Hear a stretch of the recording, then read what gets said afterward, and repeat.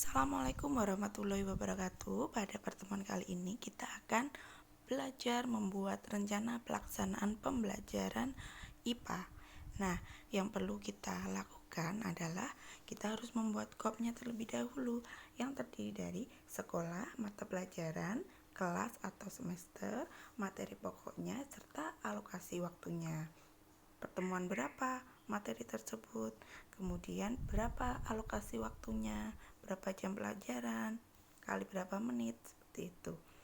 Selanjutnya, komponen pertama adalah kompetensi inti, KI 1, KI 2, KI 3, KI 4 yang bisa kita lihat pada kurikulum K13. Kita salin di sana untuk yang IPA. Selanjutnya, komponen kedua adalah kompetensi dasar. Nah, kompetensi dasar yang harus kita tuliskan adalah kompetensi dasar terkait pengetahuan, kompetensi dasar ketiga, dan keterampilan, kompetensi dasar yang keempat. Selanjutnya, setelah kita menuliskan kompetensi dasar yang sesuai dengan materi yang ingin kita angkat, selanjutnya kita buat indikator pencapaian kompetensi atau IPK. Nah, di sini kita harus menyediakan kata kerja operasional. Nah, IPK di sini kita kembangkan sendiri berdasarkan KD yang ada di K13. Jika kompetensi dasarnya itu mencakup C2 atau kompetensi level 2, maka IPK-nya juga diharapkan sesuai dengan KD-nya, yaitu kompetensi yang kedua atau C2. Demikian juga untuk keterampilan, jika keterampilannya P1, nah berarti juga harus menyesuaikan IPK-nya adalah yang P1. Selanjutnya, setelah kita menyusun IPK, kita lanjut ke membuat tujuan pembelajaran. Untuk tujuan pembelajaran ini ada tujuan pembelajaran sikap kognitif atau pengetahuan dan tujuan pembelajaran psikomotorik atau keterampilan. Nah, untuk sikap apa yang ingin kita ukur pada pertemuan tersebut, pada RPP yang ingin kita buat?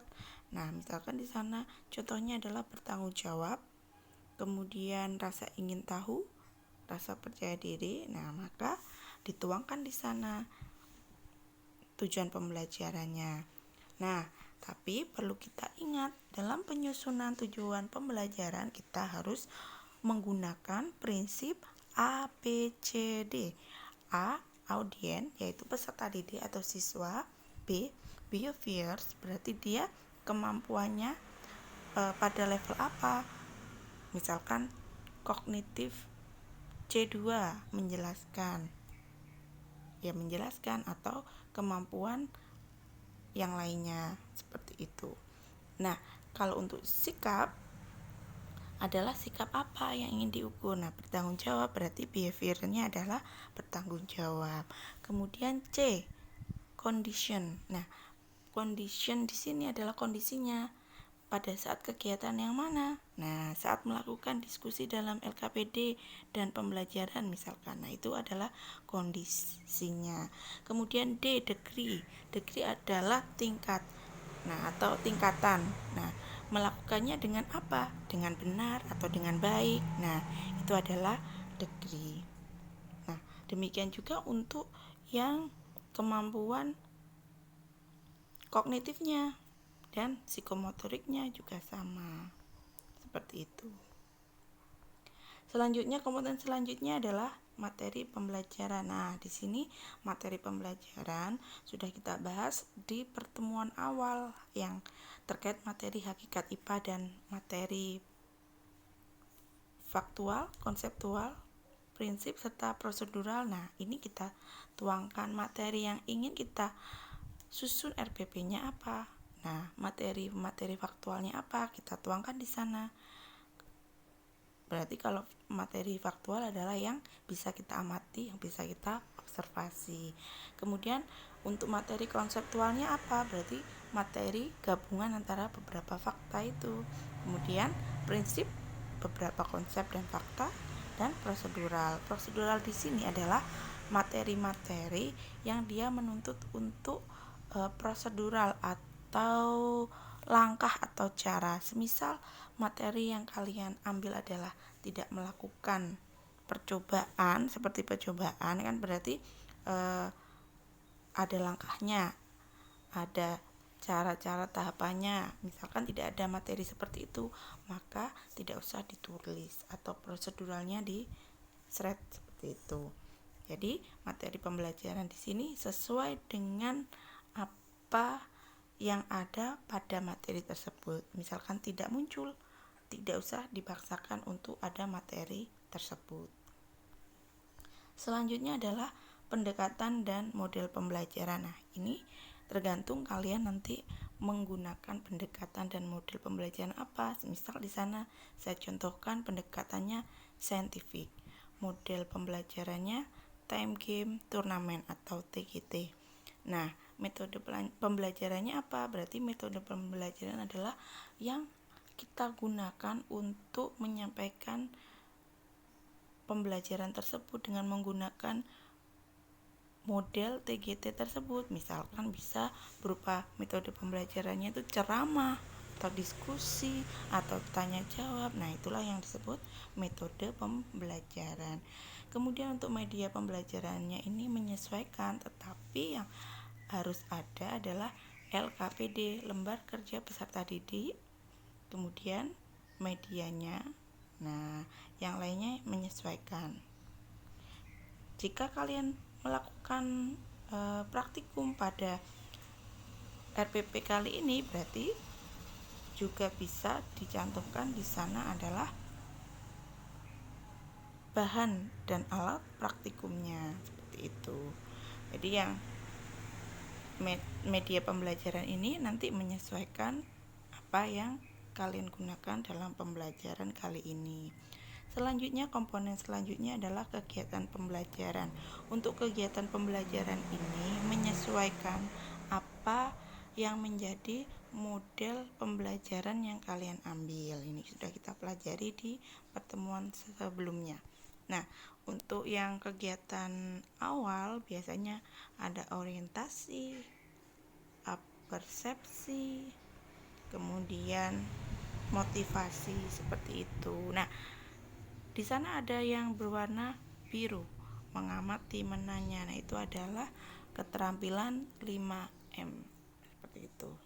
Jadi, jika pada kegiatan kalian diusahakan ada keterampilan 5M tersebut. Itu ya. Kemudian selanjutnya memberikan acuan, itu untuk yang pertama, untuk kegiatan pendahuluan. Nah, untuk inti dari untuk inti dari model pembelajaran TGT pasti mempunyai sintak atau tahapan. Nah, di sini saya berikan berupa fase. Jadi dalam TGT itu ada beberapa fase. Yang pertama fasenya pembentukan kelompok. Nah, itu diikuti. Nanti kalian menggunakan model apa, sintaknya bagaimana, nah itu diikuti. Kemudian ini kalau TGT ada pemberian materi, fase selanjutnya kerja kelompok. Nah, ini disesuaikan dengan model yang kalian ambil. Nah, yang seperti yang saya jelaskan di sana dalam RPP yang kalian buat, ada keterampilan 5M yang meliputi mengamati, menanya, kemudian mengumpulkan data, menganalisis, mengkomunikasikan, seperti itu. Nanti di dalam RPP kalian yang mana yang menunjukkan mengomunikasikan, mengasosiasi, kemudian mengumpulkan data. Nah, itu nanti kalian tuliskan sendiri. Nah, karena TGT maka ada fase yang namanya turnamen. Nah, itu dituliskan. Mungkin di sana bisa diberikan catatan yang ingin kalian ukur sikapnya apa saja di sana. Kemudian yang tahap terakhir, sintak terakhir, fase terakhir dari model TGT adalah penghargaan. Penghargaan ini adalah semua model-model kooperatif di akhir pembelajaran itu wajib memberikan penghargaan. Oke. Selanjutnya, komponen selanjutnya adalah sumber belajar. Nah, sumber belajar ini kalian tuliskan, kalian menggunakan apa saja sumber belajarnya. Nah, bisa buku referensi, misalkan buku referensi dari penulis lain. Kemudian buku ajar. Nah, buku ajar di sini adalah buku yang kalian buat sendiri, atau bisa disebut kalau tidak buku mungkin karena simple bisa modul ajar seperti itu. Kemudian kalau kalian membuat suatu media atau kalian ngambil link YouTube pengembangan media orang lain kalian gunakan dalam pembelajaran, maka kalian juga harus mencantumkan sumber belajarnya, alamat websitenya itu apa, HTTP apa, bla bla bla, seperti itu harus dicantumkan juga, seperti itu. Komponen selanjutnya adalah penilaian proses dan hasil belajar. Nah, ini dipetakan. Jadinya nanti sudah ada di lampiran yang ingin kalian nilai apa di KI 1 dan KI 2 sikap, berarti nanti instrumennya berupa lembar observasi sikap. Kemudian KI 3-nya nanti yang ingin kalian nilai apa, pengetahuannya, diberikan apa, bisa tes tulis atau lesan atau yang lainnya, kemudian terlampir. Dan yang ketiga KI 4 unjuk kerja. Nah, di sini keterampilan, berarti kalian instrumennya adalah lembar observasi unjuk kerja presentasi atau unjuk kerja praktikum dan lain sebagainya. Karena ini tidak praktikum, TGT ini permainan dan nanti ada yang mewakili untuk mempresentasikan dan lain sebagainya, maka di sana boleh diberikan instrumen berupa lembar kerja unjuk kerja presentasi. Jadinya sesuai dengan apa yang kalian ingin nilai, seperti itu. Nah, poin selanjutnya adalah rencana tindak lanjut hasil penilaian, bisa berupa remedial dan atau pengayaan. Nah, remedial ini berarti di sekolah sudah ada KKM, kriteria ketuntasan minimalnya berapa? Misalkan 75. Nah, siswa-siswa mana yang nilainya kurang dari 75 maka akan ikut yang namanya remedial. Nah, nanti untuk remedial kalian memberikan soal apa misalkan, nah itu dituliskan di AB itu, atau kalian melakukan apa, mungkin mengulang lagi penjelasan materi, nah itu disebutkan di sana. Setelah itu diberikan soal ulangan harian berapa soal, soalnya bagaimana, nah itu dituangkan di poin itu A dan B. Nah, kemudian untuk form program remedi atau remedial bisa dituliskan seperti itu. Ada sekolah, kelas atau semester, mata pelajarannya, ulangan harian keberapa, tanggal ulangan harian, bentuk ulangan hariannya apa, lesan atau tertulis, materi ulangan hariannya apa, di KD apa, indikatornya apa. Ini bisa materinya apa gitu saja. Untuk KD-nya enggak usah, enggak apa-apa. KKM-nya seharusnya berapa? 75 misalkan. Di sana ditulis 75. Nah, di sini formnya itu kalian harus menyantumkan nama-nama peserta didik yang ikut dalam remedial. Namanya siapa, nilai ulangannya berapa, yang belum tuntas yang mana, terkait indikator yang mana yang belum tuntas. Kemudian bentuk remedialnya lesan atau tulis, nilai setelah remedial berapa, dan keterangan seperti itu.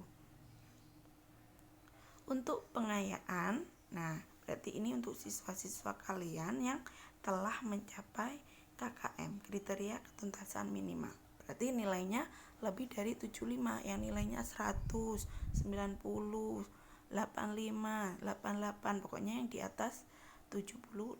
Nah, apa yang kalian lakukan dengan siswa-siswa yang nilainya di atas KKM? Nah, harus kalian deskripsikan di sana. Misalkan kalian menyuruh membaca buku atau sumber belajar lainnya tentang materi tersebut, atau menyuruh membuat peta konsep atau mind map tentang materi tersebut, seperti itu. Dan yang terakhir adalah biasanya dituliskan pembuat RPP tersebut, guru tersebut, dan kepala sekolah, seperti itu. Nah, kemudian berarti untuk yang penilaian proses dan hasil belajar ini nanti dilampirkan ya. Ini tetap dibuat setelah tanda tangan dari guru penyusun RPP itu dan kepala sekolah. Setelah ini itu ada lampiran-lampiran yang menunjukkan penilaian yang ingin kalian lakukan, seperti itu. Terima kasih untuk RPP, penjelasannya sampai sini. Saya akhiri, wassalamualaikum warahmatullahi wabarakatuh.